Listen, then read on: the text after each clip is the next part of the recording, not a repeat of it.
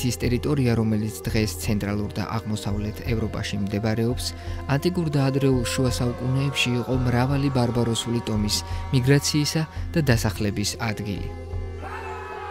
ეს ტომები გამოირჩეოდნენ კულტურული მრავალფეროვნებით, სამხედრო ხელოვნებით და რეგიონში გავლენით.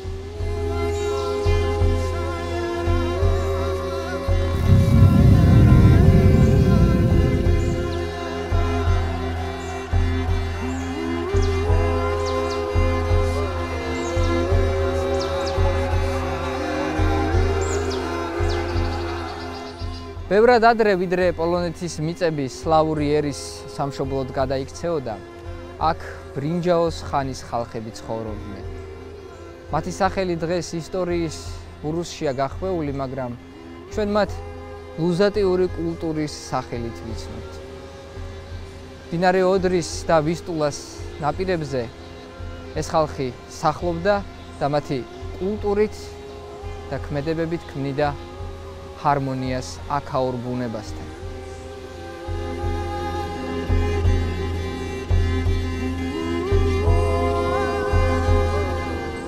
ეს იყო ხანა, როდესაც ადამიანი სწავლობდა მიწის მოხვნას და ცეცხლის ძალას იარაღად გარდაქმნიდა.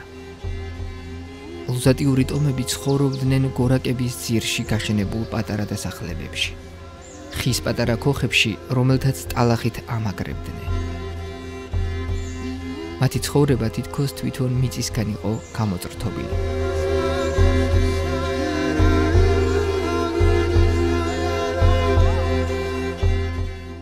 მათთვის სამყარო სავსე იყო საიდუმლოებებით. მათი სამარხები, უზარმაზარი, ქვებით ნაყარი გორები დღესაც გვიყვება მათი წარმოდგენების შესახებ გარდაცვალების შემდეგ ცხოვრებაზე. მიცვალებულებს საფლავებში აყოლებდნენ ბრინჯაოს ნივთებს, კერამიკის ჭურჭელს და ზოგჯერ საკვებსაც კი,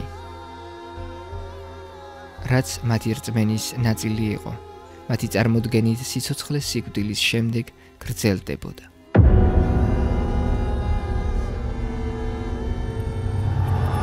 უფრო დასავლეთით გალები საშინელ ომში იყვნენ გახვეულნი.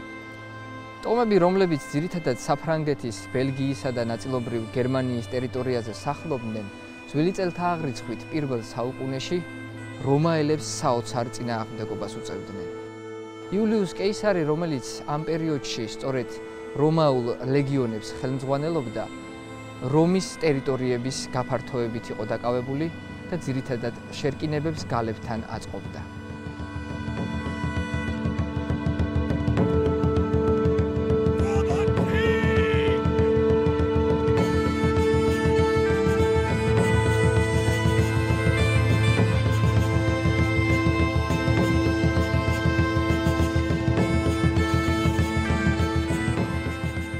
კეისარი, რომელსაც უნდოდა რომის სწრაფად გასაფართოებელი გავლენა, წინააღმდეგობას აწყდებოდა ისეთ ძლიერ და გამოცდილ მებრძოლებთან, როგორებიც გალები იყვნენ.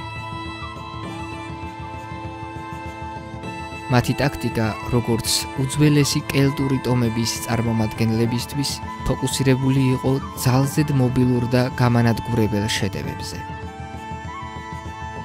თუმცა კეისრის სამხედრო ნიჭმა, მისმა მოწინავე ტექნოლოგიებმა და საბრძოლო ტაქტიკებმა საშუალება მისცა დაემარცხებინა მათი მამაცი მებრძოლები.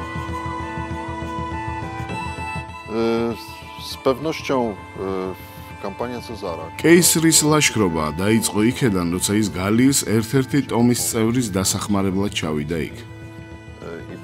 მის მიერ მოგვიანებით ამ ტერიტორიების დაპყრობამ ჩაუყარა საფუძველი რომაელების ბარბაროსებთან, გალებთან კონტაქტების გაუარესებას. რომაელები გალებსაც ბარბაროსებად მოიხსენიებდნენ. Takowych też uważani byli Gallowie. იმ დროს, როცა იულიუს კეისარმა გალების მიწაზე ფეხი დადგა, იგი ჯერ კიდევ წარმოადგენდა გენერალს, რომელსაც რომის რესპუბლიკის ინტერესების დაცვა ევალებოდა. ოფიციალური მიზეზი ადგილობრივი ტომების, ჰელევიტების მიგრაციის შეჩერება იყო.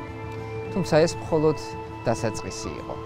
კეისარმა მალევე გააცნობიერა, რომ გალიის მიწები არა მხოლოდ სტრატეგიული მნიშვნელობისა იყო, არამედ უდიდეს სამხედრო და ეკონომიკურ პოტენციალსაც ატარებდა. ამიტომ მისი მოქმედებები მალევე გადაიზარდა დაპყრობით კამპანიაში. მისი მიზანი იყო მთლიანი გალიის ტერიტორია რომის რესპუბლიკის ნაწილად ქცეულიყო.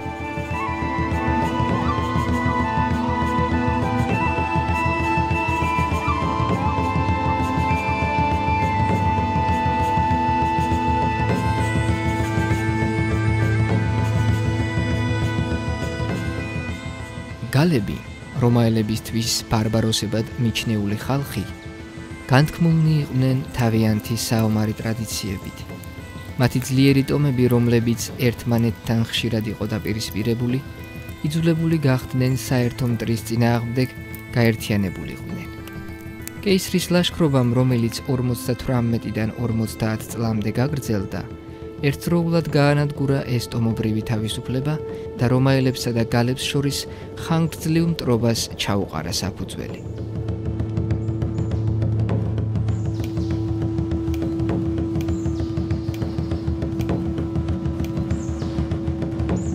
სწორედ ამ დაპყრობებმა წარმოშვა კულტურათა შორის ღრმა კონფლიქტი. რომაელები გალებს განიხილავდნენ როგორც დაუმორჩილებელ ბარბაროსებს, რომლებიც საჭიროებდნენ ცივილიზაციის მიღებას. გალებისთვის კი რომაელები იყვნენ დამპყრობლები, რომლებმაც არა მხოლოდ მათი მიწები წაართვეს, არამედ ტრადიციები და თავისუფლებაც. Przełom, który spowodował też zmianę ამ დროს კელტებმა შეცვალეს ტაქტიკა. კელტები ცენტრალური და დასავლეთ ევროპის ინდოევროპული ტომები იყვნენ. ამ ხანიდან იწყება რომაელებსა და კელტებს შორის დაპირისპირება. ევროპული ტომები კი თანდათან ვითარდებოდნენ. მნიშვნელოვანი იყო ის თუ როგორ გარემოცვაში იბრძოდნენ გალები. ეს მათთვის იყო ეგრეთ წოდებული განათლებული მეომრების ერა. rzemieślników wykształconych, co prawda ukształtowanych. მართალია ისინი ცხოვრობდნენ გარკვეული კულტურის და ტრადიციების ზეგავლენის ქვეშ, მაგრამ ისინი არ აწარმოებდნენ ომებს, მათ შორის არც საკუთარ ტომებთან. Możliwości współzawodnictwa i walk międzyplemiennych.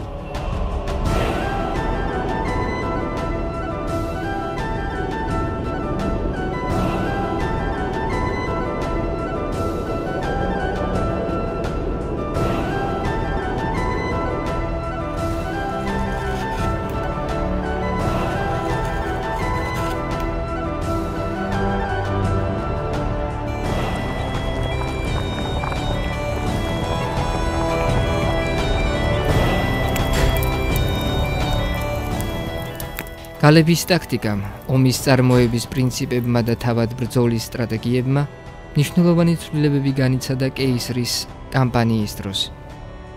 ადრე კელტური ტომები, რომელთაც ინდოევროპული ფესვები ჰქონდათ, ხშირად ცდილობდნენ მტრისკენ სწრაფად და დაუფიქრებლად წასვლას. თუმცა კეისრის ომების შემდეგ ისინი აცნობიერებდნენ, რომ ბრძოლის ველზე მხოლოდ უნიათოდ მოქმედებამ შეიძლება დამარცხება მოიტანოს.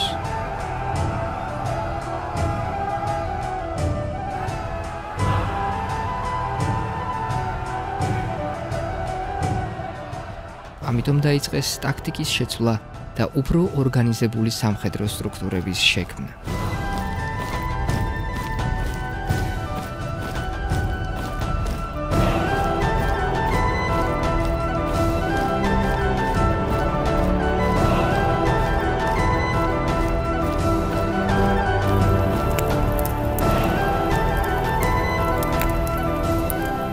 გალების ერა, ეგრეთ წოდებული განათლებული მეომრების პერიოდი, განსხვავდებოდა სხვა ტომებისგან. მიუხედავად იმისა, რომ ისინი ცხოვრობდნენ სპეციფიკური კულტურისა და ტრადიციების გავლენით, გალებს ომებში ხშირად არ უწევდათ ერთმანეთთან ბრძოლა. ისინი ძირითადად უცხო ტომებთან იბრძოდნენ და როდესაც გალები ერთიანდებოდნენ, მათი სტრატეგია ხშირად მობილური და მოქნილი იყო.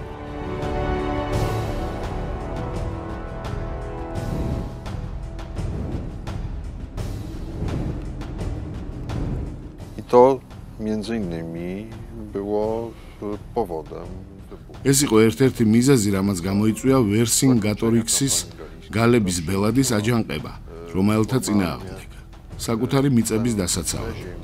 აჯანყება საბოლოოდ დამთავრდა იმით, რომ რომის იმპერიამ გალიის ტერიტორიები შემოიერთა. მაშინ რომი არ იყო იმპერია, თუმცა უკვე ხდებოდა მისი ჩამოყალიბება. მოგვიანებით ცეზარის კონტაქტი ევროპის ტომებთან ისევ გაგრძელდა. ის შეხვდა არიოვისს, გერმანული ტომის ბელადს. ეს იმის მიმანიშნებელი იყო, რომ რომის იმპერია ცდილობდა გერმანიის ნაწილზე გაბატონებას. ამ გზით რომაელებს გაუჩნდათ შანსი შეესწავლათ გერმანელების იგივე სვებების საბრძოლო ტაქტიკა აღმოსავლეთ გალიაში.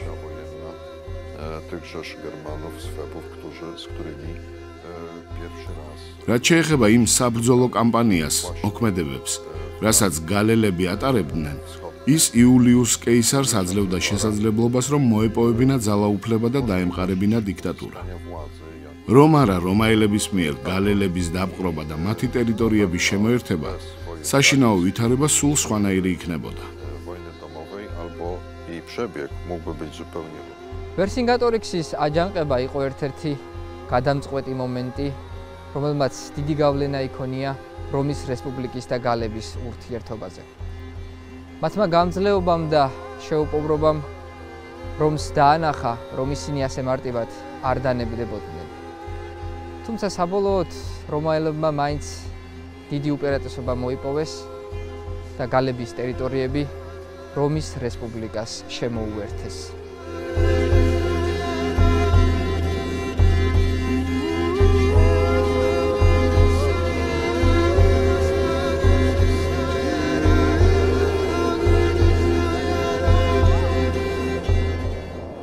გარდა ამისა, რომის რესპუბლიკა იმ პერიოდისთვის უკვე ფორმირდებოდა და დასაწყისისთვის ის არ იყო სრულად გაერთიანებული იმპერია.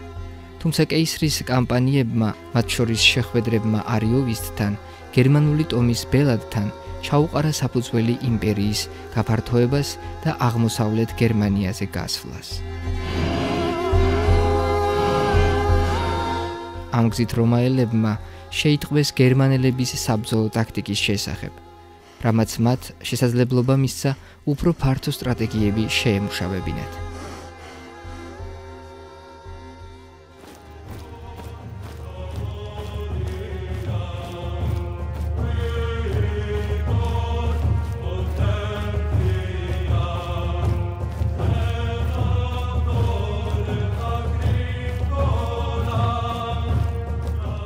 ეს ცვლილებები მათ საშუალებას აძლევდა, რომ არა მხოლოდ გაემყარებინათ დიქტატორული ძალაუფლება, არამედ მასობრივი სამხედრო ოპერაციებით დაემყარებინათ კონტროლი ევროპის დიდ ნაწილზე.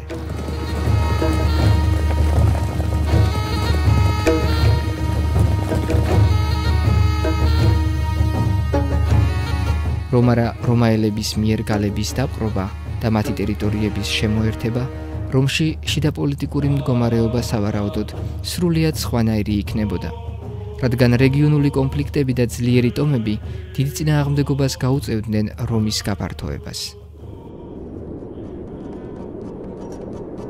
როცა ბრინჯაოს ხანის ჩირაღდანი უკვე დასასრულისკენ მიიწევდა, დასავლეთიდან უდიდესი მოძრაობა დაიწყო. კელტები, ძლიერი და თავისუფალი ტომები, რომლებიც ევროპულ მიწებზე თავისუფლად დადიოდნენ.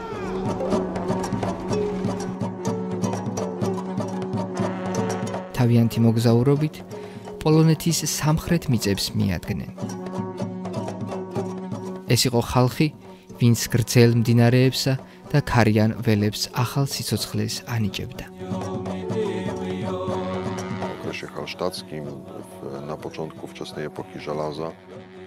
მათი ისტორია იწყება ქრისტეს შობამდე, მეოთხე საუკუნეში ადრეული რკინის ხანიდან ბრინჯაოს ხანის დასასრულამდე. კელტების ტომი ჩეხეთის ტერიტორიის მცირე ნაწილამდე ვრცელდებოდა. ესაზღვრებოდა პოლონეთს, მოგვიანებით გავრცელდნენ პოლონეთის ტერიტორიაზეც. აქედან გამომდინარე მოახდინეს ზეგავლენა ადგილობრივ კულტურებზეც, კერძოდ სოფლის მეურნეობაზე და მესაქონლეობაზე. რომელიც კელტების გამოჩენის შემდეგ ვითარდებოდა. rozwija się na początku właśnie ქრისტეს შობამდე მესამე საუკუნიდან ძველი წელთაღრიცხვის ბოლომდე. koniec starej ery.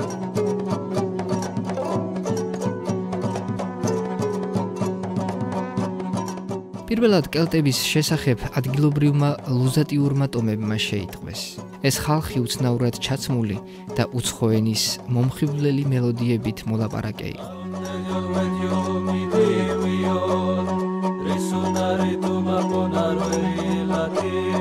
მათი კარვებით დაჯგუფებული ქარავნები მოიწევდნენ.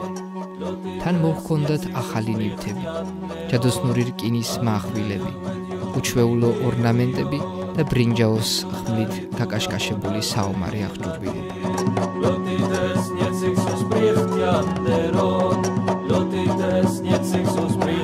ლუზატიური ტომები მათ თავიდან შიშით უყურებდნენ, მაგრამ კელტების ღიმილი და ვაჭრობის შეთავაზება მათ გულებს არ ვილებდა.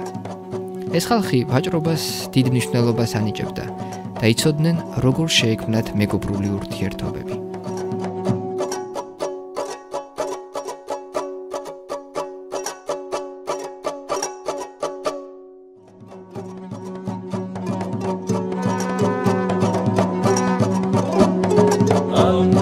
When